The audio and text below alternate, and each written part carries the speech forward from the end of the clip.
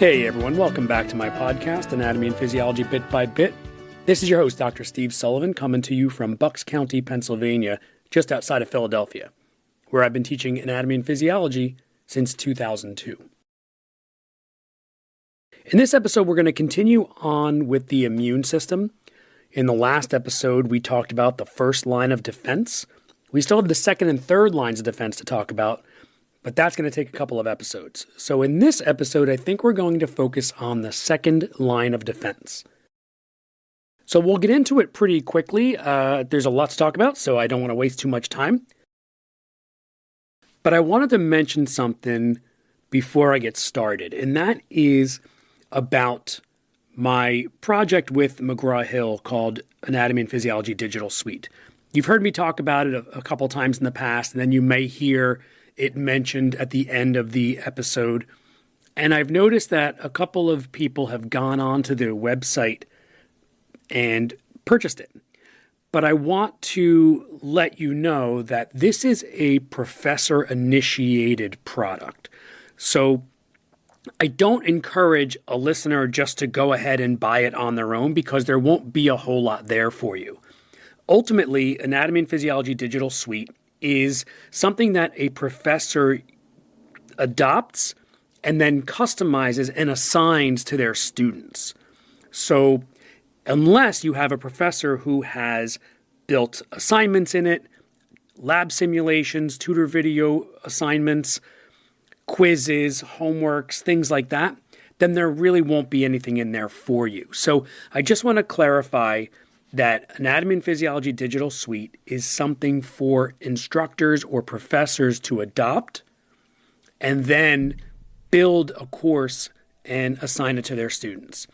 So I hope that this hasn't affected too many people out there. For those who did go ahead and buy it and reached out to me, I have put something together for them so that they do have something to show for it and it can help them in their A&P course. Having said that, let's get into the second line of defense of the immune system.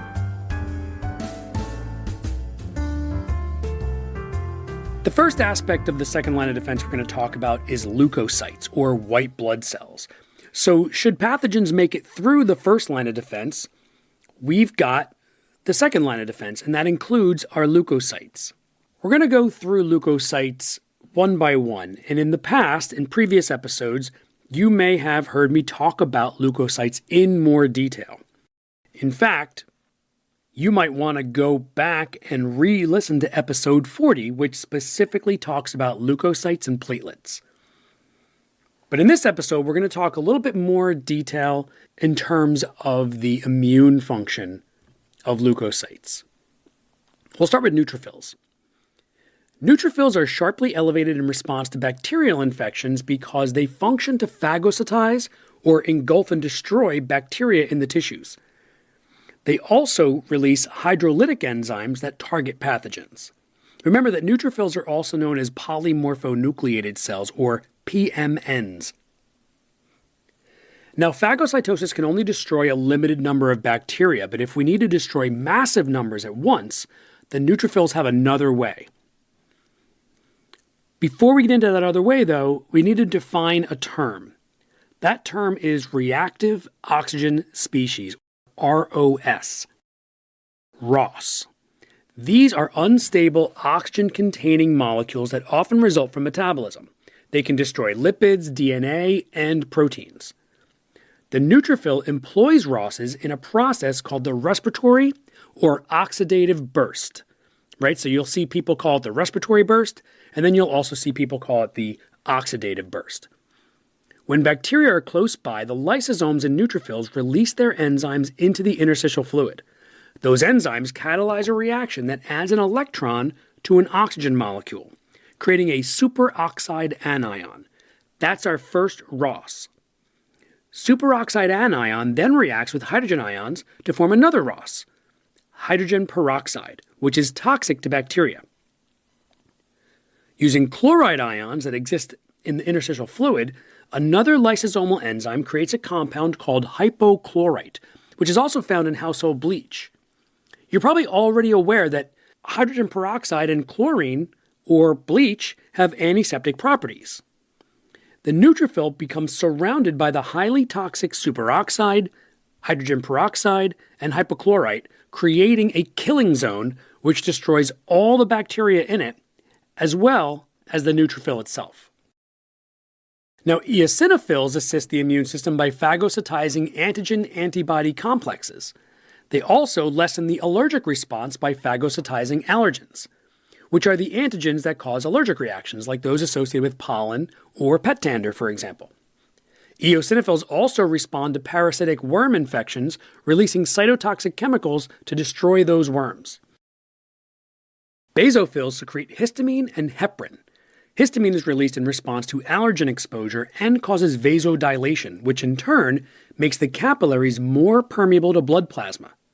This results in inflammation of the mucous membranes as the blood plasma filters out of the capillary and into the tissue fluid. The symptoms associated with allergies, like a runny nose, itchy, watery red eyes, are caused by vasodilation. Heparin is an anticoagulant, which means it inhibits blood clotting. Heparin is often prescribed to patients who are at risk for excessive blood clots. Sometimes anticoagulant medications are referred to as blood thinners. Lymphocytes fall into one of three categories: T lymphocytes, B lymphocytes, and natural killer cells. Their names are often shortened to T cells, B cells, and NK cells. T lymphocytes are directly involved in an immune response.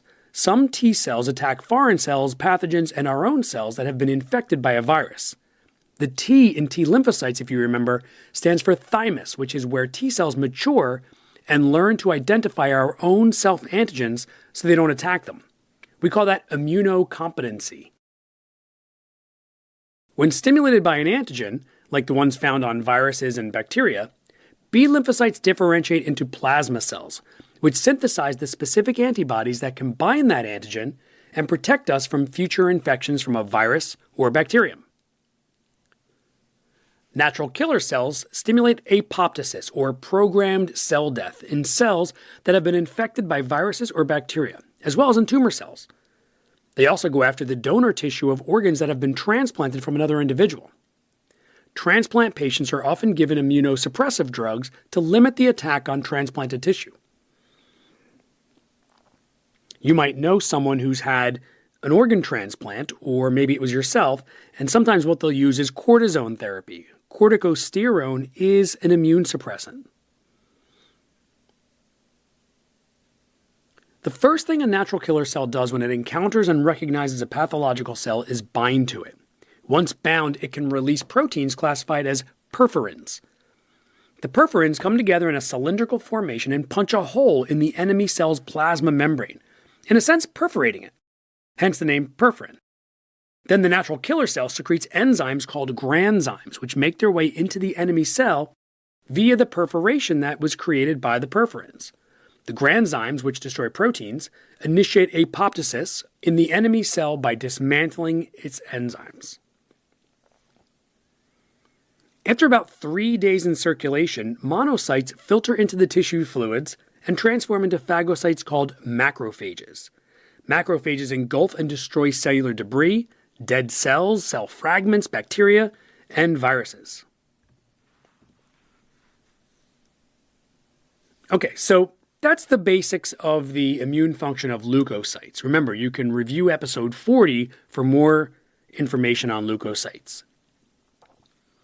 But now I want to get into the antimicrobial proteins. We're still in innate immunity. We're still in the second line of defense. And in addition to leukocytes, we have antimicrobial proteins. We actually already saw some antimicrobial proteins on the skin's surface in dermcidin and the acid mantle, but now we'll look at some of the internal ones. Antimicrobial proteins are still nonspecific, and they're effective against a multitude of microbes. And that's why we keep them included in innate immunity. We're going to discuss two main classes of antimicrobial proteins: interferons and complement. Let's start with the interferons, which are a category of cytokines secreted by cells that fight against viruses that have made their way inside our bodies. Interferons are named such because they interfere with a virus's ability to replicate itself. The interferons themselves are not destroying the virus, and they don't actually save the cell that secretes them. The release of interferons is more like a local alert system that helps other cells in the area protect themselves against infection. We'll talk about how it works. So if a cell is infected with a virus, it releases interferons into the extracellular fluid. These interferons have two possible effects. One, they stimulate other cells in the area via a second messenger system to begin synthesizing their own antiviral proteins. That action protects the neighboring cells against the virus if it makes its way to them. These proteins prevent the virus from replicating by destroying its genes. Interferons also activate natural killer cells, which then destroy infected cells. This ensures they can't harbor the virus and allow it to replicate and spread to other cells. Natural killer cells also stimulate macrophages to utilize phagocytosis on virus-infected cells. Another category of antimicrobial proteins is called complement, which works best against bacterial infections. These proteins are synthesized by the liver, which then releases them into the blood. The more than 30 different complement proteins work in conjunction with antibodies, which are the proteins that disarm specific pathogens by binding their antigens. Now, antibodies are produced by B lymphocytes and are actually part of adaptive immunity. So we're going to discuss them at another time. But since this next set of antimicrobial proteins complements the effect of antibodies, we're going to call it the complement system. Okay, first the liver releases inactive complement proteins into the blood all the time. So 24/7, your liver is putting complement proteins into the blood. If there's a pathogen in the blood, those enzymes will be activated in one of three pathways. They are the classical pathway, the alternative pathway, and the lectin pathway. Complement proteins are named with the letter C and a number. So when the protein is activated, the molecule is broken into parts. Those parts use the same number, but add a lowercase letter after it, like an A or a B. So we'll see an example of this as we move forward. Let's look at the classical pathway first. Since the classical pathway is initiated by an antibody, it is considered part of adaptive immunity, not innate immunity. But since it's also antimicrobial proteins, we'll talk about it here. It starts with an antigen on the microbe, which is bound by an antibody. The antibody has a conformational change exposing complement binding sites, which are then bound by complement C1. What follows is called a reaction cascade. A reaction cascade is a chemical process in which a series of consecutive reactions occurs, with each reaction triggered by the product of the previous reaction. Each reaction produces a high volume of enzymes, so it can trigger a large number of subsequent reactions.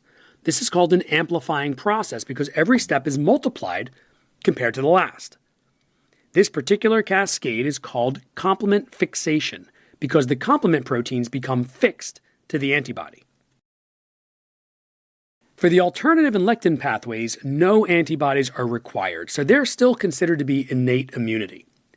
It starts in the blood with complement C3, which breaks down into C3a and C3b. In the alternative pathway, C3b binds to harmful agents like tumor cells, bacteria, viruses, and yeasts. Once this happens, C3b stimulates more C3 to break down into C3a and C3b. This reaction cascade is called an autocatalytic effect because C3 is acted upon by itself. The lectin pathway uses lectin, a plasma protein produced by the liver. Lectin binds to carbohydrates found in the plasma membrane of microbes. Like the alternative pathway, this binding triggers a reaction cascade, resulting in the further breakdown of complement C3. C3a and C3b initiate the ultimate goals of the complement system, which include inflammation, immune clearance, phagocytosis, and cytolysis. So that leads us to inflammation, so we might as well talk about inflammation. It is another part of innate immunity. It is another second line of defense.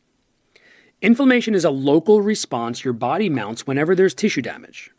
It's our body's emergency response team rushing in to stop the spread of pathogens, clear out damaged tissue, and kickstart the healing process.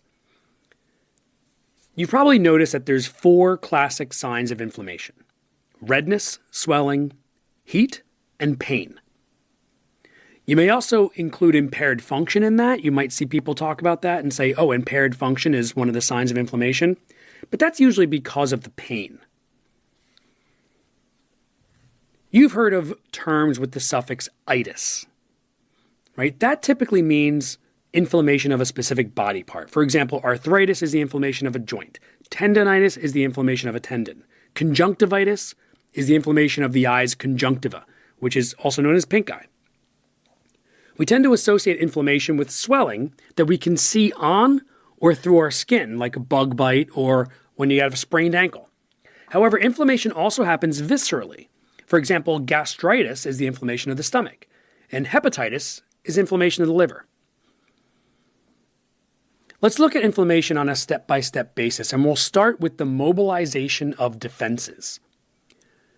When tissue gets injured, the body's first priority is to get leukocytes to the scene. Chemical messengers called cytokines are released by damaged tissues, and they signal the red bone marrow to release neutrophils into the bloodstream. At the same time, other chemicals like histamine and leukotrienes cause nearby blood vessels to dilate. This causes a boost in blood flow called hyperemia, bringing more cells to the infection site and more fluid to flush out toxins and metabolic wastes. These chemicals also make the capillaries more permeable so that leukocytes, antibodies, and proteins like clotting factors can slip out of the bloodstream and into the tissue to help fight off the pathogenic invaders. The capillary endothelial cells help guide leukocytes to the injury by producing sticky molecules that slow them down and cause margination, the leukocyte's adhesion to the vessel wall. And then we have a process called diapedesis, whereas the leukocytes make their way through the intercellular gaps and into the tissue fluid. The increased blood flow causes the heat and redness, and the extra fluid causes the swelling. The pain is a result of nerve irritation, pressure from the swelling, and chemicals like bradykinin and prostaglandins. We also need to stop pathogens from spreading.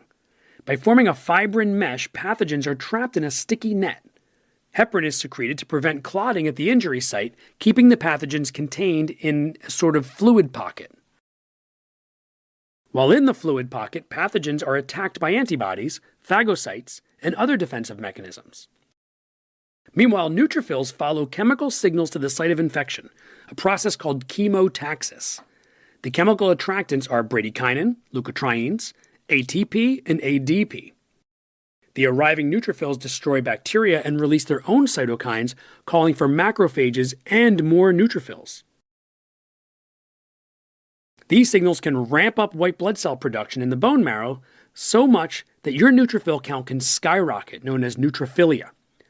If the invader is a parasite or an allergen, eosinophil counts increase instead. About 8 to 12 hours or so after the injury, the body shifts into cleanup mode. Monocytes arrive, giving rise to macrophages, and start clearing away the dead cells, bacteria, and debris. Macrophages activate the adaptive immune process by functioning as antigen-presenting cells.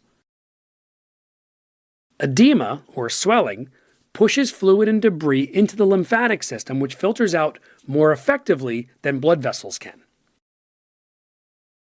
All that waste and immune activity forms pus, a yellowish fluid often trapped in an abscess. Eventually, the body either absorbs it or drains it out. Meanwhile, platelets and endothelial cells release platelet-derived growth factor, stimulating fibroblasts to secrete collagen and rebuild damaged tissue. Oxygen, amino acids, and nutrients flood to the area thanks to the increased blood flow. Even the heat helps by speeding up metabolism and cell division. And finally, don't underestimate pain. Yes, it hurts, but it also forces us to rest and protect the injured area, which gives it time to heal. You'll notice that a lot of pain relievers on the market are anti-inflammatories. Aspirin, ibuprofen. These things are anti-inflammatories. So really what they do is they decrease inflammation, and that ultimately results in alleviating pain. Whereas something like acetaminophen just increases our tolerance to the pain rather than actually decreasing the mechanism that's causing it. Bombas makes the most comfortable socks, underwear, and T-shirts. Warning, Bombas are so absurdly comfortable you may throw out all your other clothes. Sorry, do we legally have to say that? No, this is just how I talk, and I really love my Bombas. They do feel that good. And they do good, too. One item purchased equals one item donated. To feel good and do good, go to bombas.com and use code AUDIO for 20% off your first purchase. That's BOMBAS.com and use code AUDIO at checkout.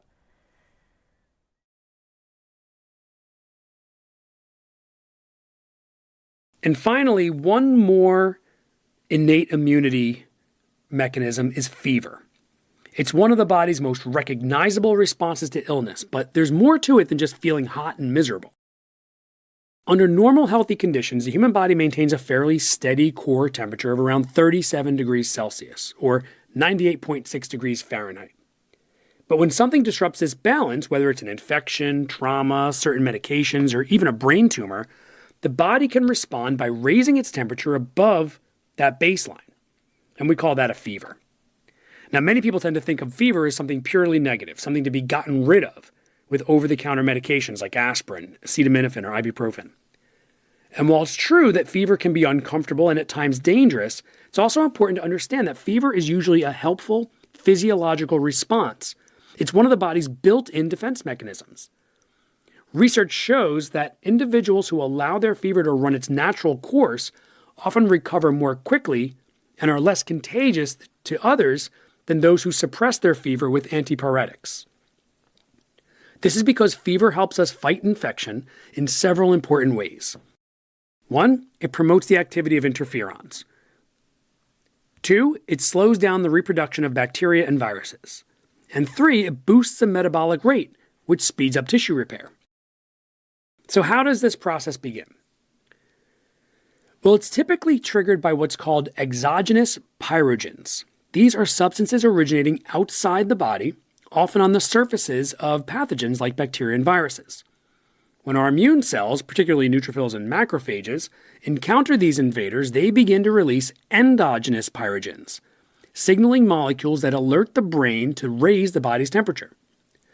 These pyrogens target neurons in the anterior hypothalamus, the part of the brain responsible for regulating body temperature, and stimulate the release of prostaglandin E2, or PGE2.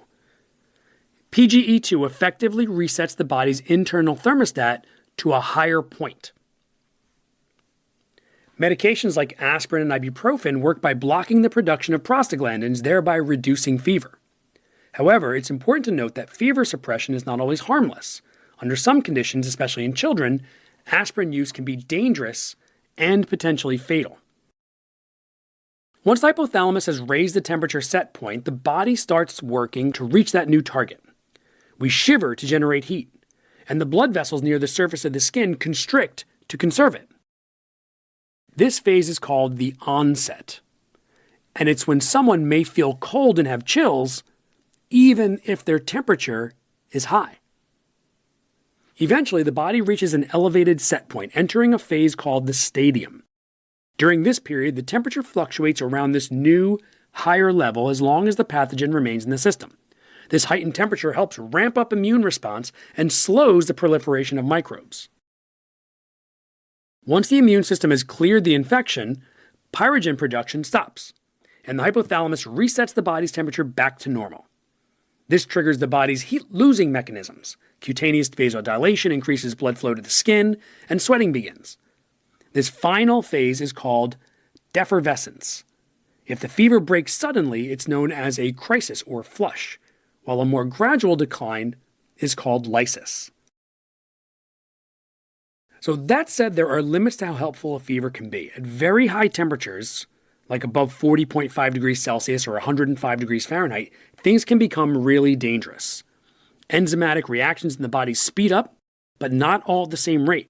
This can throw off the balance of metabolic processes, leading to cellular dysfunction.